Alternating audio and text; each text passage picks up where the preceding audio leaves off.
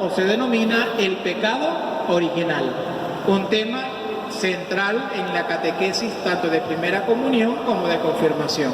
El pecado original es original por dos razones: uno, porque es el primero que se comete, y dos, por el dinamismo de pecado que engendra, lo que teológicamente llamamos la amartía en griego.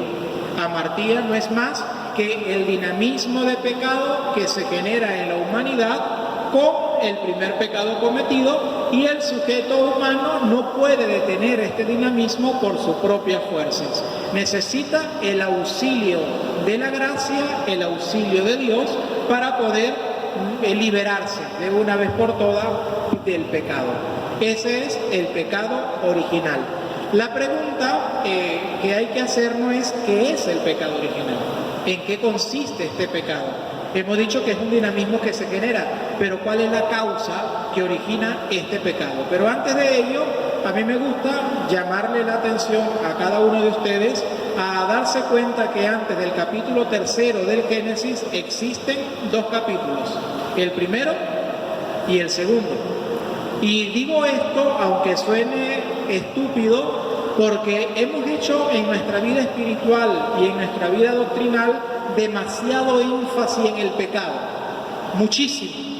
El sujeto humano es pecador por definición, el sujeto humano es malo, y cuando cometemos un pecado, ni Dios nos quiere.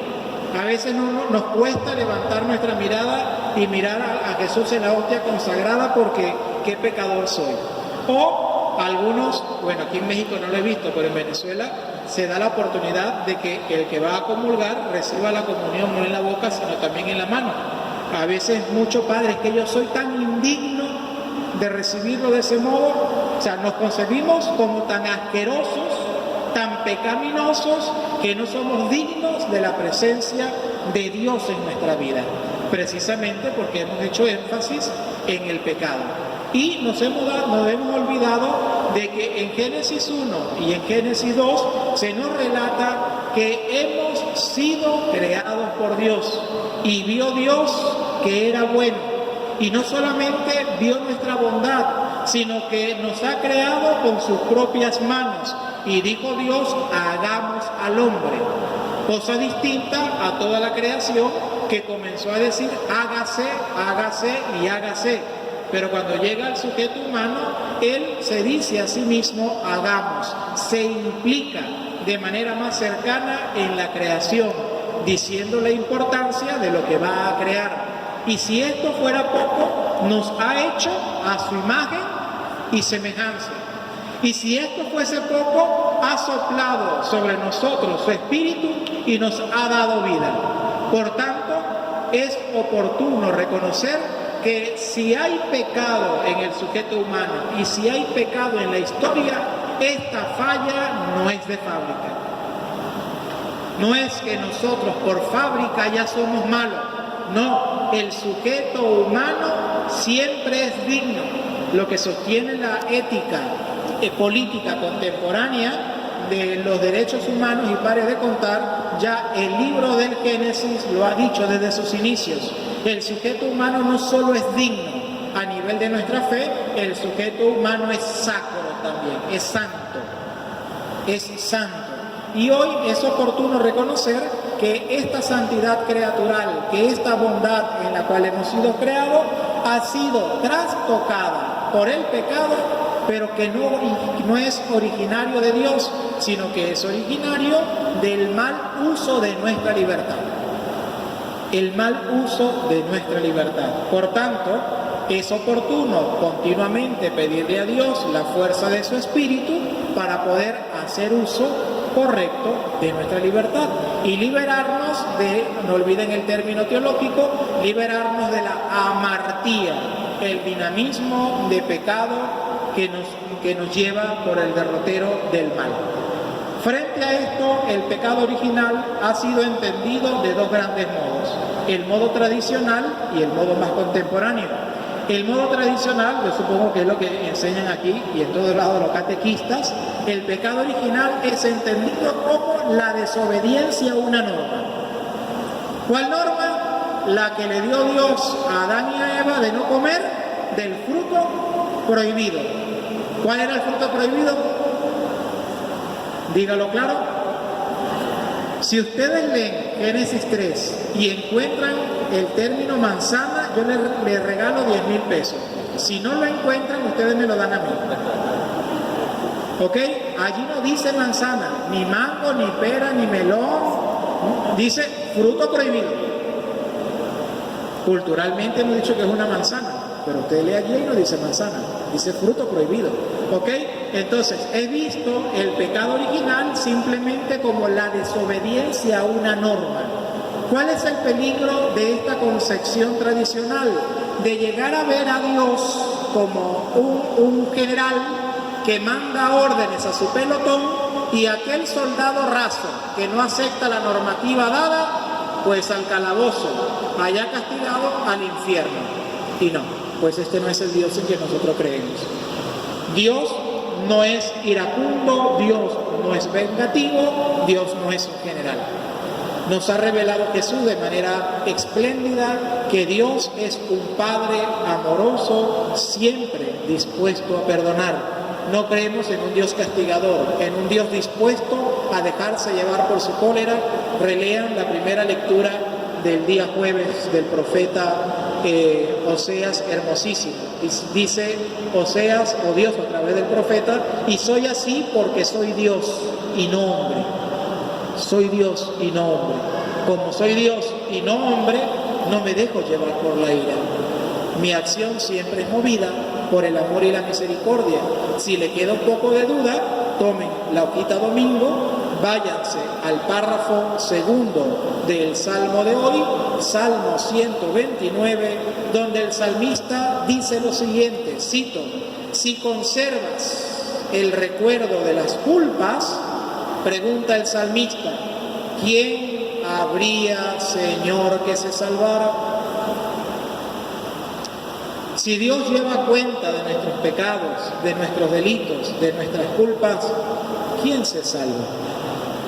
Hasta el Padre va a parar al infierno a freír chicharrones, toditos. Claro, si la salvación es fruto de una justicia retributiva, que como hice tanto, me toca cuanto, pues nadie se va a salvar. Todos cojeamos por lo menos de una pata. San Pablo lo dice, el aguijón de la carne, cada quien tendrá su aguijón, ¿ok? Cada quien tendrá su fragilidad, su pecado. Por tanto, la salvación es fruto del amor y de la misericordia infinita de Dios. Y sigue diciendo el salmista en este párrafo: pero de ti, Señor, procede el perdón, y por eso, con amor, te veneramos. Porque creemos que eres un Dios de amor, un Dios de misericordia, un Dios de perdón. Nos entregamos a plena confianza a ti.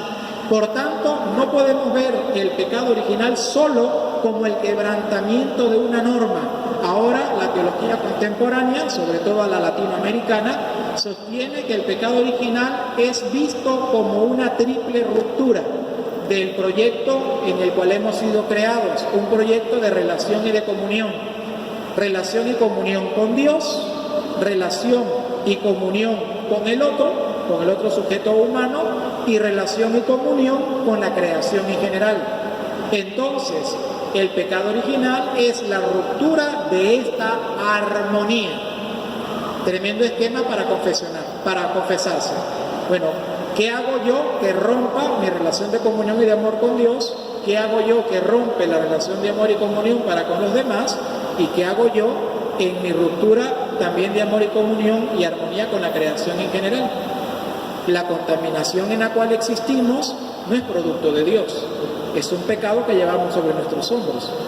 Así de sencillo. Dios va a destruir el mundo, no es necesario. Usted y yo, con el mal uso y la mal administración de la misma. Los pecados ecológicos. Tenemos muchísimos. Quien quiera saber de esto, busque en internet teología verde o teología ecológica de los grandes pecados a nivel de creación que nosotros cometemos. ¿Dónde se ve esta triple ruptura? Vamos a la primera lectura, primer párrafo. Está un Dios que camina, que pasea con Adán, con Eva, que dialoga en la tarde, que baja, se toma su Coca-Cola bien frita, con un pancito, ¿verdad? Para que se refresquen un poco, por lo menos con la imaginación, y habla, charla con ellos. Por tanto, ese era Dios, una cercanía amorosa, cercanía que es rota por este pecado. Ya Adán escucha los pasos de su Dios y ya no sale a su encuentro con gran alegría. Ahora Adán se esconde. Primera ruptura de relación con Dios. ¿Por qué se esconde?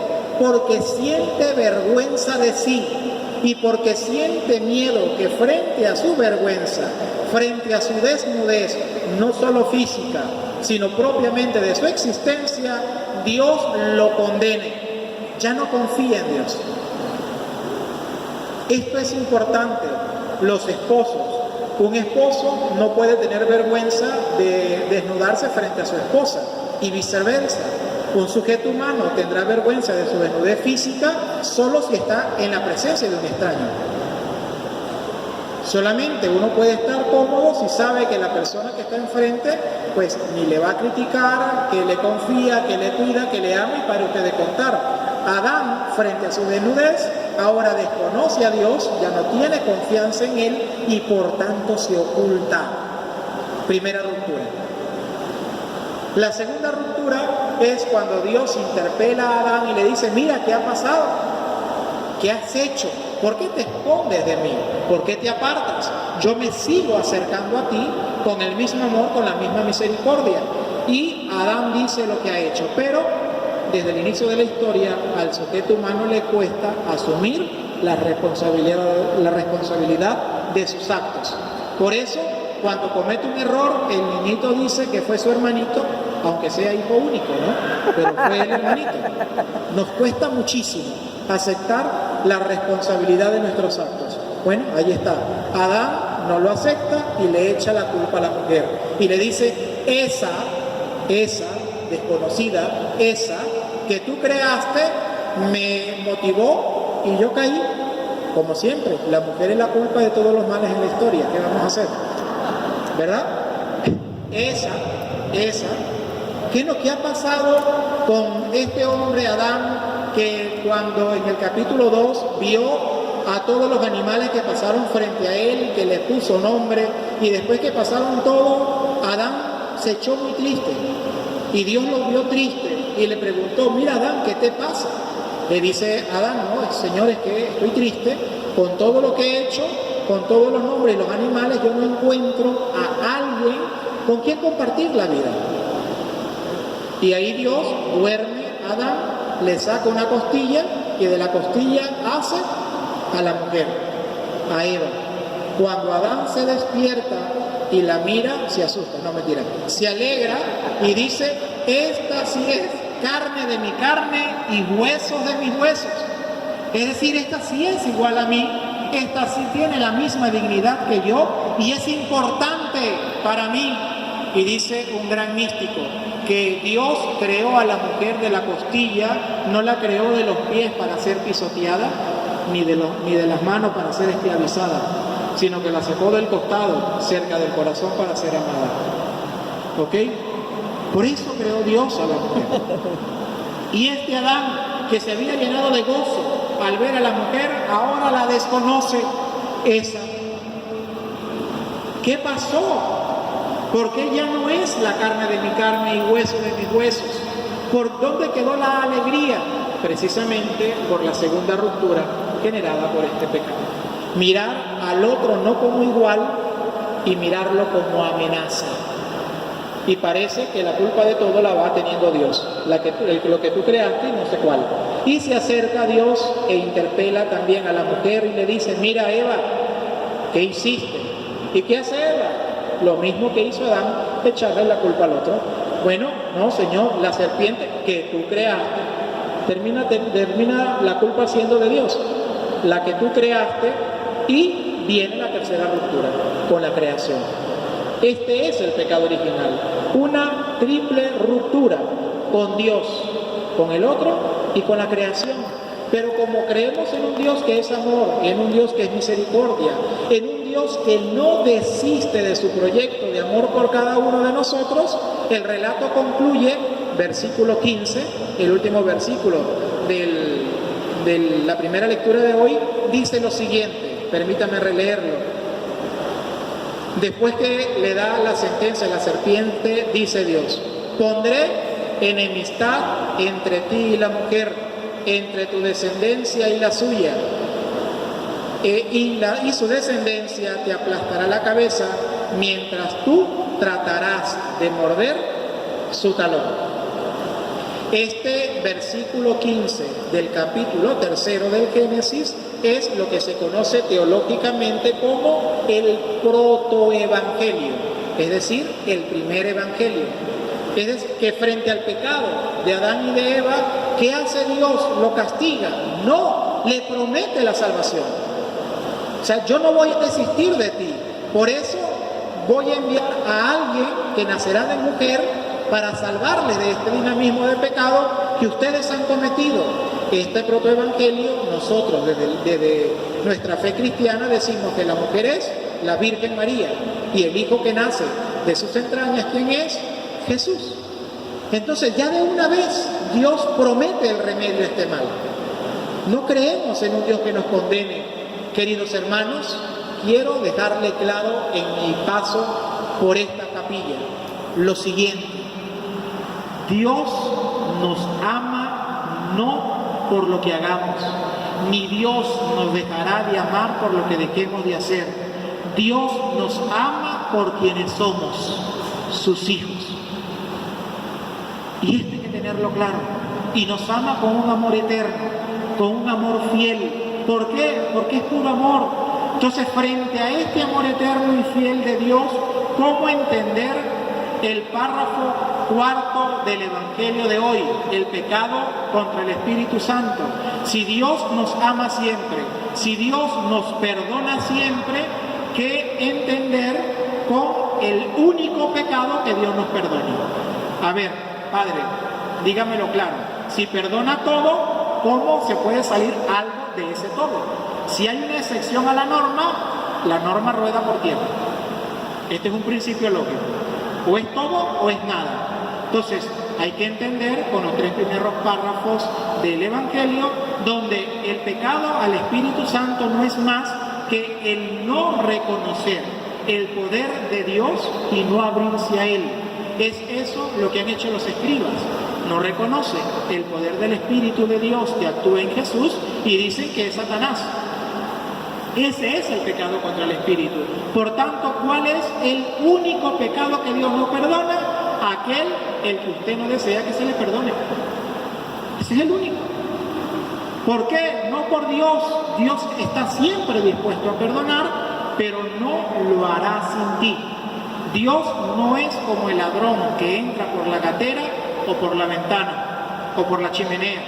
No, Dios entra por la puerta principal.